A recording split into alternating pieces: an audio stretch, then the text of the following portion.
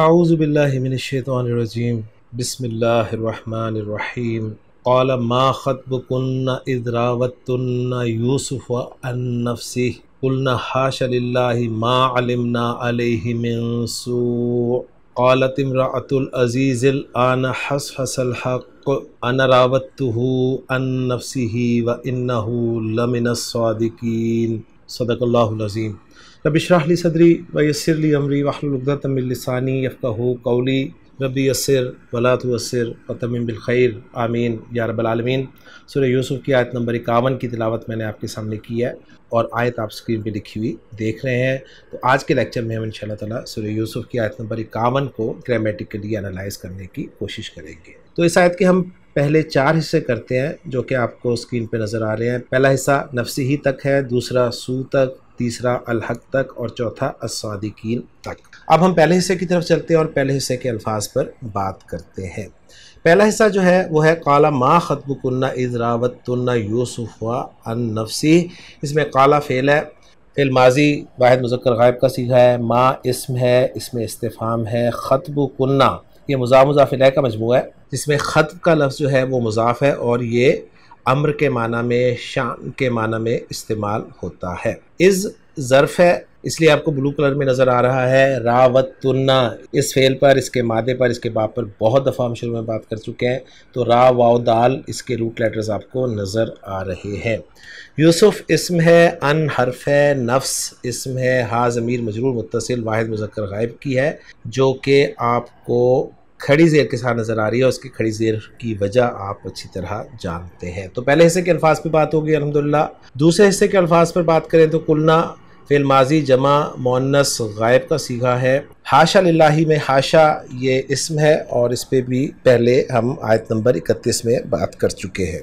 للہ لام حرف جر اور اس میں جلالہ کا مجموعہ ہے، ما حرف ہے اور حرف نفی ہے کیونکہ اس کے بعد ماضی کا صیغہ آپ دیکھ رہے ہیں علمنا جو کہ عین لام میم مادے سے جمع متکلم کا صیغہ ہے۔ الا حرف جر اس کے بعد ہے اور پھر ہا ضمیر مجرور متصل واحد مذکر غائب کی لگی ہوئی ہے ساتھ، من حرف جر ہے اور سو کا لفظ جو ہے یہ مجرور استعمال ہوا ہے۔ تو الحمدللہ دوسرے حصے کے الفاظ پہ بھی بات ہو گئی۔ اب چلتے ہیں تیسرے حصے کے الفاظ کی طرف اور وہ ہے قالت امرأۃ العزیز الآن حصحص الحق۔ اس میں قالت فعل ہے، واحد مؤنث غائب کا صیغہ ہے، امرأہ اسم ہے اور یہاں پر آپ دیکھیں قرآن مجید کا اپنا رسم الخط ہے کہ گول تا کی بجائے یہاں پر لمبی تا لکھی ہوئی ہے، حالانکہ اس سے پہلے آپ کو زبر حرکت نظر آ رہی ہے، یعنی عام عربی میں امرأہ کو گول تا کے ساتھ لکھا جائے گا۔ العزیز اسم ہے، الآنا اسم ہے، ظرف ہے اور حصحصا فعل ماضی کا صیغہ ہے اور یہ پہلا فعل ہمارے سامنے غالباً آیا ہے اس سورہ مبارکہ میں جو کہ رباعی فعل کا لفظ ہے۔ ہا صاد اس کے روٹ لیٹرز ہیں۔ تو رباعی مجرد کا جو باب ہے ایک فعللہ جسے ہم کہتے ہیں، جیسے زلزلہ یزلزلو اور زحزح یزحزح، اسی طرح حصحصا یحصحص اور اس کے معنی ہوتے ہیں ظاہر ہونا۔ اس کے بعد اگلا لفظ جو ہے وہ ہے الحق جو کہ اسم ہے۔ یوں 3 حصے ہم نے آیت نمبر 51 کے مکمل کر لیے ہیں الفاظ کے اعتبار سے، اور جو چوتھا حصہ ہے اس کے ہم 2 حصے کریں گے۔ پہلا حصہ اس میں ہوگا انا راوتہ عن نفسی اور اس چوتھے حصے کا دوسرا حصہ ہوگا وانہ لمن الصادقین۔ تو جو پہلا حصہ ہے چوتھے حصے کا اس میں انا ضمیر مرفوع منفصل واحد متکلم کی ضمیر ہے، راوتہ فعل ماضی واحد متکلم کا صیغہ ہے، را واو دال اس کے روٹ لیٹرز ہیں، ساتھ ضمیر منصوب متصل لگی ہوئی ہے جو کہ واحد مذکر غائب کی ضمیر ہے، ان حرف ہے، نفس اسم ہے اور ضمیر مجرور متصل واحد مذکر غائب کے ساتھ ہا آپ دیکھ رہے ہیں۔ آخری حصہ اس آیت کا اور چوتھے حصے کا آخری حصہ، اس کا پہلا لفظ ہے واو جو کہ حرف ہے، انا حرف حروف مشبہ بالفعل ہے، اس کے ساتھ ضمیر منصوب متصل آپ دیکھ رہے ہیں واحد مذکر غائب کی، لام تاکید ہے اور یہاں پر لام مزاحلقہ کہلائے گا، اور من حرف جر ہے جس کے بعد الصادقین کا لفظ آپ مجرور فارم میں دیکھ رہے ہیں۔ الصادقین الصادق کی جمع ہے اور الصادق جو ہے صاد دال قاف روٹ لیٹرز کو استعمال کرتے ہوئے اسم الفاعل کا صیغہ ہے۔ صدق یصدق سچ بولنے کے لیے لفظ استعمال ہوتا ہے اور صادق کے معنی ہے سچ بولنے والا یعنی سچا۔ تو الحمدللہ جی الفاظ پر ہم نے بات کر لی ہے، اب ہم چلتے ہیں ڈاکٹر عبدالرحیم صاحب کی ورکنگ کی طرف اور اس آیت کے حوالے سے ان کی ورکنگ کو سمجھنے کی کوشش کرتے ہیں، اور اس کے لیے میں دعوت دوں گا مفتی سعید صاحب کو. جناب مفتی سعید صاحب. اعوذ باللہ من الشیطان الرجیم، بسم اللہ الرحمن الرحیم. قال ما خطبكن اذ راوتن يوسف عن نفسه قلنا حاش لله ما علمنا عليه من سوء قالت امرأة العزيز الآن حصحص الحق انا راودته عن نفسه وانه لمن الصادقین. سورہ یوسف آیت نمبر 51. آیت گرامی سے متعلق شرح المفردات. آیت میں آنے والے کلمہ خطب کے ضمن میں عبارت ہے الخطب سبب الامر والشأن. تقول ما خطبک، جمع خطوب. خطب کا معنی بتاتے ہوئے کہا جا رہا ہے سبب الامر والشأن، یعنی کسی بھی کام اور نتیجے کا سبب یا کیفیت، حالت. تقول تو کہے گا ما خطبک کہ تیری کیا حالت ہے، تیری کیا کیفیت ہے، یا بعض اوقات اس کا ترجمہ ہوگا کہ تیرا کیا عزم و ارادہ ہے، پروگرام ہے. خطب کی جمع خطوب ہے. آیت میں آنے والے کلمہ حس حسا کے ضمن میں عبارت ہے حس حس الشیء حس حستا بانا و ظہرا. ایک تو اس عبارت میں اس کے باب کی طرف اشارہ مقصود ہے کہ یہ رباعی ہے، اور حس حسا بر وزن فعللا، اور اس میں فاء الکلمہ اور پہلا لام، عین الکلمہ اور دوسرا لام ایک ہی حرف ہے، یکساں ہیں، ہا ہا اور صاد صاد. معنی بتاتے ہوئے کہا جا رہا ہے بانا و ظاہرہ کہ حس حسا کا معنی فلاں چیز نمایاں ہو گئی، ظاہر ہو گئی. آیت میں آنے والے کلمہ سو کے ضمن میں عبارت ہے السوء کل ما یقبح. اس میں السوء کا معنی بتایا جا رہا ہے کہ ہر وہ چیز جو کہ قبیح اور بدصورت ہو. آیت گرامی سے متعلق ایضاحات نحویہ. آیت میں آنے والے جملہ اذ راوتن کے ضمن میں عبارت ہے اذ ظرف لحدث ماض وتضاف الى جملة فعلیة ماضویہ او مستقبلیہ او جملة اسمیہ كما في قوله تعالى إلا تنصروه فقد نصره الله إذ أخرجه الذين كفروا ثاني اثنين إذ هما في الغار إذ يقول لصاحبه لا تحزن إن الله معنا. وقد تحذف الجملة فيعوض منها بتنوين إذ وتكسر الذال لالتقاء الساكنين نحو كلا إذا بلغت التراقي وقيل من راق وظن أنه الفراق والتفت الساق بالساق إلى ربك يومئذ المساق. تقول شككت في أمره إذ دخل المسجد وإذ هو في الصلاة وقد تحول شكي إلى يقين إذ أرى مسجلا في جيبه حينئذ اتصلت بالشرطة وبلغت عنه. اس عبارت کے شروع میں تو از کے بارے میں بتایا جا رہا ہے کہ یہ یہاں ظرف ہے لحدث ماض، ایک ایسے حادثے اور کام کے لیے جو ماضی میں ہو چکا. چنانچہ اذ راوتن کا معنی یہ بنے گا کہ ما خطبکن، تمہاری کیا کیفیت اور حالت اور کیا پروگرام ہے جب کہ تم نے یوسف علیہ السلام کو ان کے نفس سے بہکانا اور پھسلانا چاہا. تو از یہ گویا یہاں ظرف ہے اور مفعول فی واقع ہو رہا ہے خطب سے. اور مزید اس کی از کی وضاحت کرتے ہوئے کہا جا رہا ہے وَتُضَافُ إِلَى جُمْلَةٍ فِعْلِيَّةٍ مَاضِيَّةٍ أَوْ مُسْتَقْبَلِيَّةٍ أَوْ جُمْلَةٍ اسمیہ، کہ اس از کو جملہ فعلیہ ماضویہ کی طرف بھی مضاف کر دیا جاتا ہے، کبھی جملہ فعلیہ مستقبلیہ کی طرف مضاف کیا جاتا ہے، کبھی جملہ اسمیہ کی طرف اس کو مضاف کیا جاتا ہے. چنانچہ مثال کے طور پہ ایسی آیت پیش کی جا رہی ہے کہ جس میں از 3 مرتبہ استعمال ہوا ہے، اور ایک جگہ وہ جملہ فعلیہ ماضویہ کی طرف مضاف ہے، دوسری جگہ جملہ مستقبلیہ کی طرف مضاف ہے، اور تیسری جگہ جملہ اسمیہ کی طرف مضاف ہے.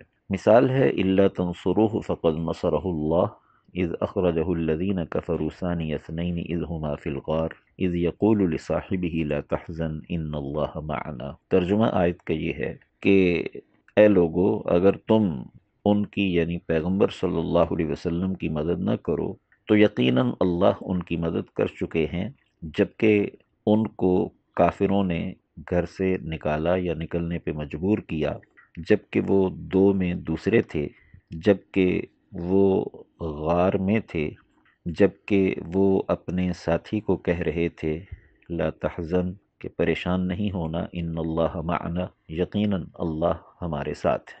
اس آیت گرامی میں اذ اخرجہ الذین کفروا میں اذ ظرفیہ یہ مضاف ہے جملہ فعلیہ ماضویہ کی طرف، اور اذ ہما فی الغار میں اذ مضاف ہے جملہ اسمیہ کی طرف، اور اذ یقول لصاحبہ میں اذ مضاف ہے جملہ فعلیہ مستقبلیہ کی طرف۔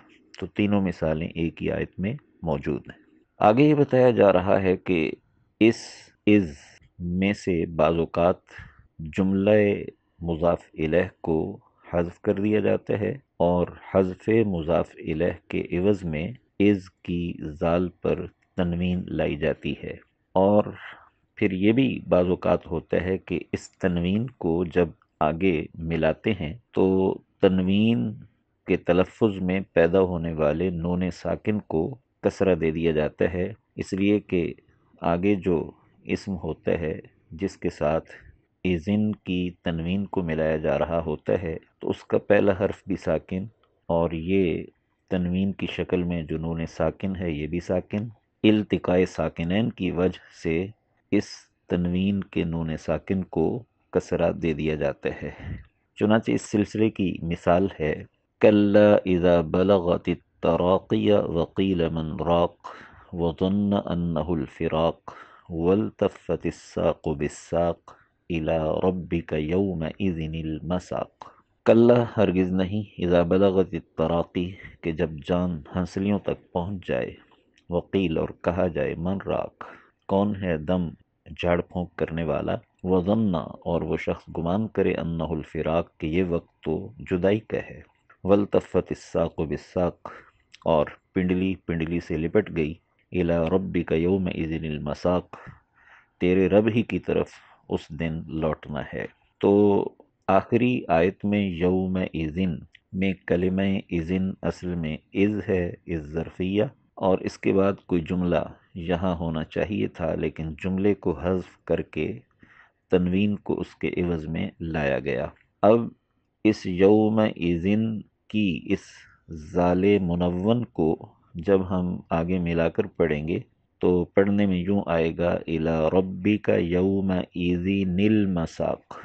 اصل میں ہے یوم اذن، یہ زال پر جو تنوین ہے اس تنوین سے نون ساکن کا تلفظ پیدا ہو رہا ہے۔ تنوین اور نون ساکن ایک ہی چیز ہے۔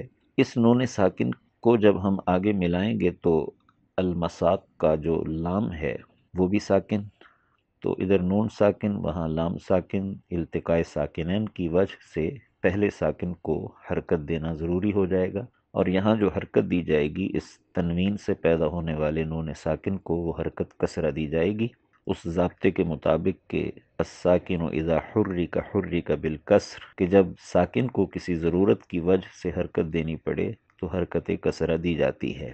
چنانچہ یوں پڑھیں گے الی ربک یومئذ المساق۔ آگے از کے ان چاروں استعمالات، یعنی از کا جملہ فعلیہ ماضویہ کی طرف مضاف ہونا، از کا جملہ فعلیہ مستقبلیہ کی طرف مضاف ہونا، از کا جملہ اسمیہ کی طرف مضاف ہونا، اور از پر حذف مضاف الیہ کے عوض تنوین آنا، ان چاروں کی مثال ایک عبارت کے اندر پیش کی جا رہی ہے۔ کہا جا رہا ہے تقول تو کہے گا شککت فی امری کہ میں نے فلاں شخص کے معاملے میں شک کیا، اذ دخل المسجد جب کہ وہ مسجد میں داخل ہوا، وَإِذْ هُوَ فِي الصَّلَاةِ اور جب کہ وہ نماز میں تھا، وَقَدْ تَحَوَّلَ شَكِّي إِلَى یقین اور میرا شک یقین میں تبدیل ہو گیا، اذ ارا مسجلا فی جیبی جب کہ میں نے اس کی جیب میں ایک ٹیپ ریکارڈر دیکھا، یا ممکن ہے کہ مسجل اسلحہ ٹائپ کسی چیز کا نام ہو، بہرحال اس حوالے سے کوئی اس کا معنی صراحتاً تو لغت کی کتابوں میں نہیں مل سکا، البتہ ٹیپ ریکارڈر کے لیے مسجل کے لفظ کا استعمال عام ہے۔ حین اذن اس وقت اتصلت بالشرطہ میں نے پولیس سے رابطہ کیا، وبلغت عنہ اور اس شخص کے بارے میں بات پہنچائی۔ اس عبارت میں اذ دخل المسجد میں اذ مضاف ہے جملہ فعلیہ ماضویہ کی طرف، وَإِذْ هُوَ فِي الصَّلَاةِ میں اذ مضاف ہے جملہ اسمیہ کی طرف، اذ ارا مسجلا فی جیبی میں اذ مضاف ہے جملہ فعلیہ مستقبلیہ کی طرف، اور حین اذن اتصلت بالشرطہ میں حین اذن کا جو اذ ہے اس کی ذال پر تنوین لائی گئی ہے حذف مضاف الیہ کے عوض میں۔ آگے آیت میں آنے والے کلمہ الآن، الآن حصحص الحق کے ضمن میں عبارت ہے الآن ظرف للوقت الحاضر وهو مبنی علی الفتح فی محل نصب۔ الآن حصحص الحق تقدیم ما حقه التاخیر یفید التوکید۔ کہا ہی جا رہا ہے کہ الآن یہاں وقت حاضر کے لیے ظرف ہے، یعنی الآن کا معنی بنے گا اب یا اس وقت۔ وقت حاضر کے لیے ظرف ہے اور ترکیب میں یہ مفعول فی واقع ہو رہا ہے، اور جہاں تک بات ہے اس کے اعراب کی تو یہ مبنی علی الفتح ہے، یعنی یہ معرب نہیں مبنی ہے۔ اس کے نون پر جو زبر نظر آ رہی ہے یہ فتحہ نظر آ رہا ہے، تو یہ مبنی علی الفتح ہے، لیکن ہے یہ محل نصب میں، یعنی مفعول فی ہے، اور مفعول فی ہونے کی وجہ سے اس کو منصوب ہونا چاہیے تھا، لیکن یہاں چونکہ یہ مبنی علی الفتح ہے تو اس کو کہیں گے محل نصب میں ہے۔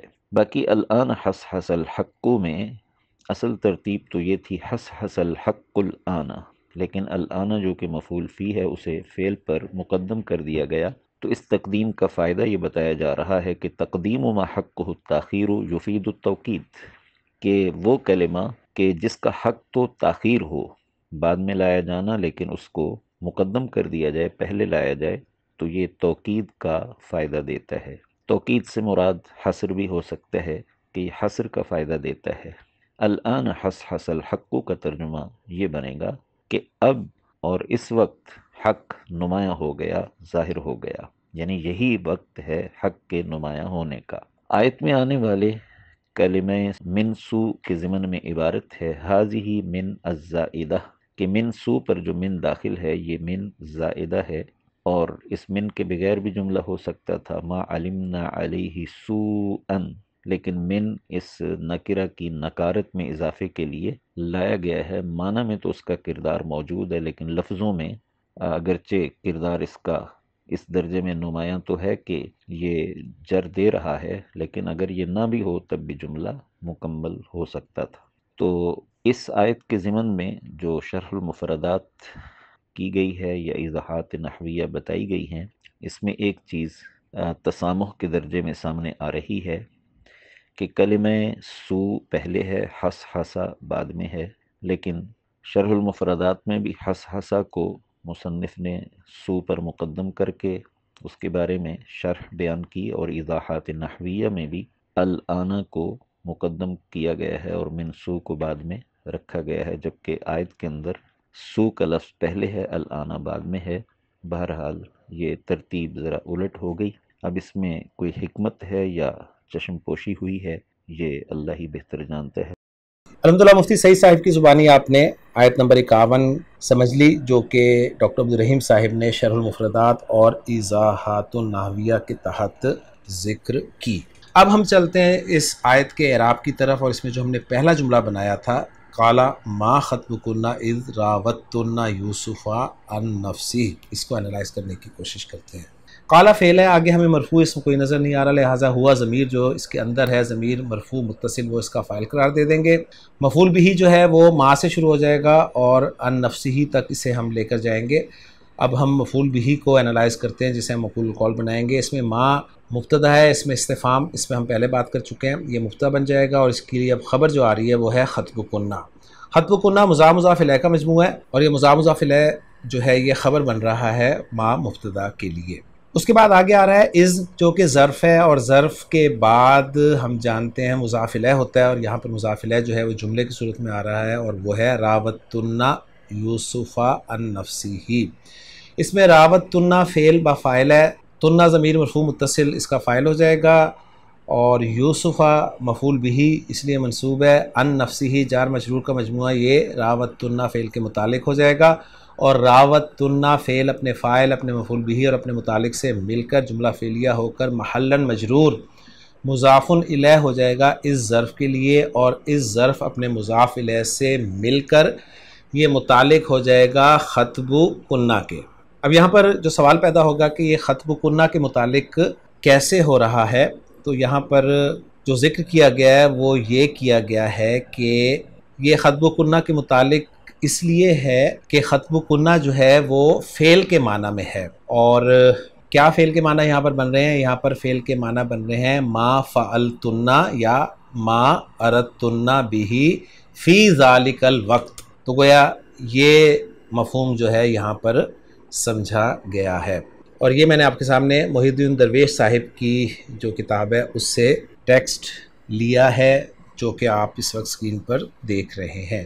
تو گویا ما مبتدا اپنی خبر کے ساتھ مل کر جملہ اسمیہ ہو کر محلاً منصوب مقول القول مفعول بھی بنا قال فعل کے لیے، اور قال فعل اپنے فاعل اور مفعول بھی سے مل کر جملہ فعلیہ بن گیا۔ الحمدللہ ایک جملہ ہمارا اس طرح انالائز ہو گیا۔ جو دوسرا جملہ ہے اس پہ بات کرتے ہیں، وہ شروع ہو رہا ہے قلنا فعل سے۔ تو قلنا فعل با فاعل ہے، نون ضمیر مرفوع متصل اس کا فاعل ہے۔ اب ہمیں اس کا مقول القول یعنی مفعول بھی چاہیے، تو وہ ہے حاشا للہ ما علمنا علیہ من سوء۔ اس میں حاشا للہ ایک الگ حصہ ہو جائے گا اور دوسرا حصہ ہو جائے گا ما علمنا علیہ من سوء۔ حاشا للہ پر پہلے بھی ہم سورہ یوسف میں بات کر چکے ہیں، اس کے اعراب کے حوالے سے بھی میں آپ کے سامنے اسے ریوائز کر دیتا ہوں کہ حاشا جو ہے اس کو تنزیہاً کے معنی میں لیا گیا اور مفعول مطلق قرار دیا گیا، جس کا فعل محذوف ہے جو کہ ننزہ ہے۔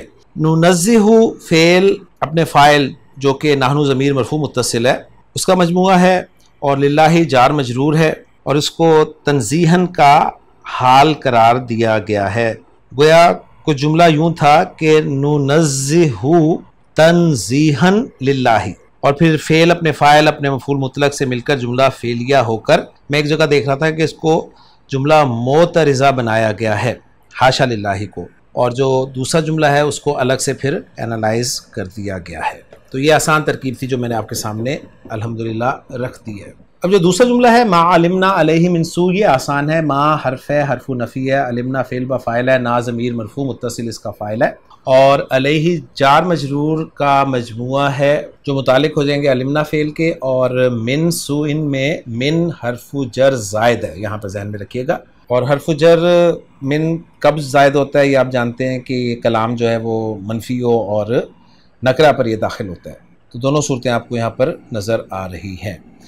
سو کا لفظ برائی کے لیے استعمال ہوتا ہے، یہاں پر یہ من کی وجہ سے لفظاً تو مجرور ہے لیکن یہ محلاً منصوب ہے، اس لیے کہ علمنا کے لیے اسے ہم مفعول بھی قرار دیں گے۔ گویا علمنا فعل اپنے فاعل اپنے متعلق اور اپنے مفعول بھی سے مل کر جملہ فعلیہ ہو کر قلنا فعل کے لیے محلاً منصوب مقول القول مفعول بھی بن رہا ہے، اور پھر قلنا فعل اپنے فاعل اور اپنے مفعول بھی سے مل کر جملہ فعلیہ بن رہا ہے، اور حاشا للہ کو ہم پہلے ہی جملہ معترضہ مان چکے ہیں۔ گویا اس جملے میں بھی اگر دیکھیں تو ہم نے دو جملے بنا ہی لیے ہیں۔ اب ہم چلتے ہیں تیسرے جملے کی طرف، اور وہ ہے قالت امرأۃ العزیز الآن حصحص الحق۔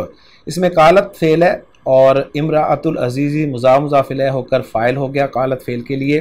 اب ہمیں چاہیے مقول القول یعنی مفعول بھی، وہ ہے الآن حصحص الحق۔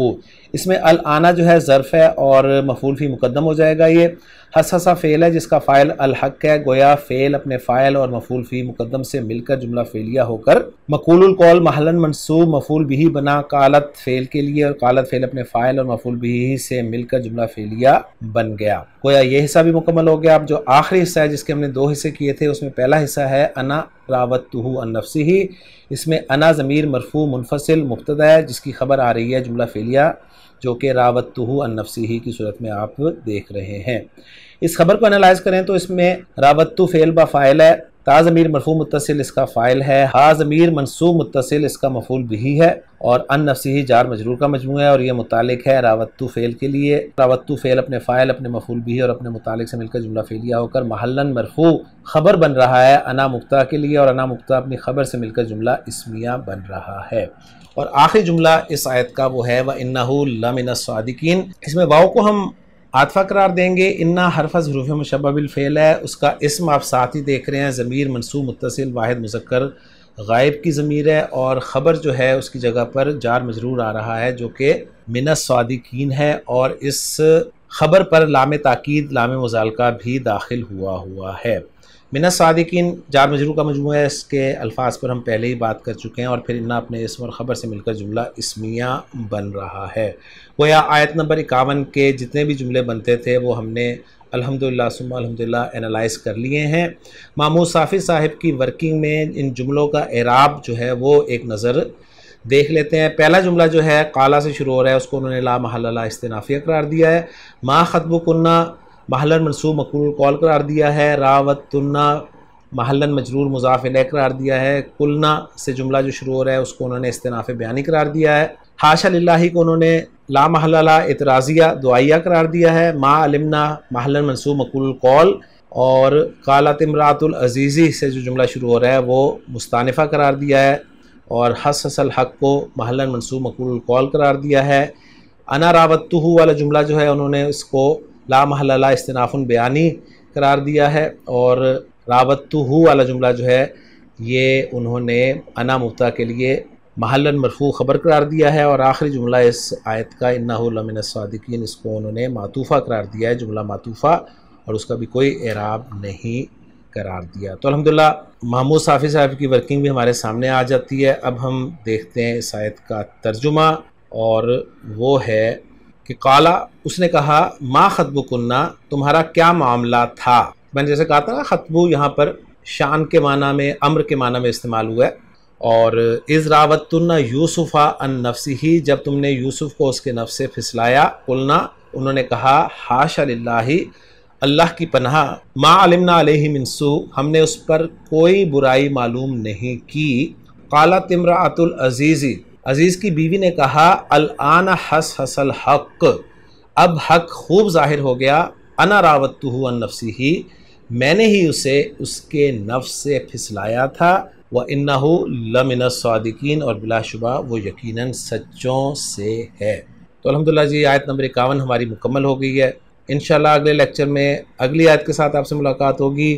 سبحانک اللہم و بحمدک اشہد ان لا الہ الا انت استغفرک و اتوب الیک۔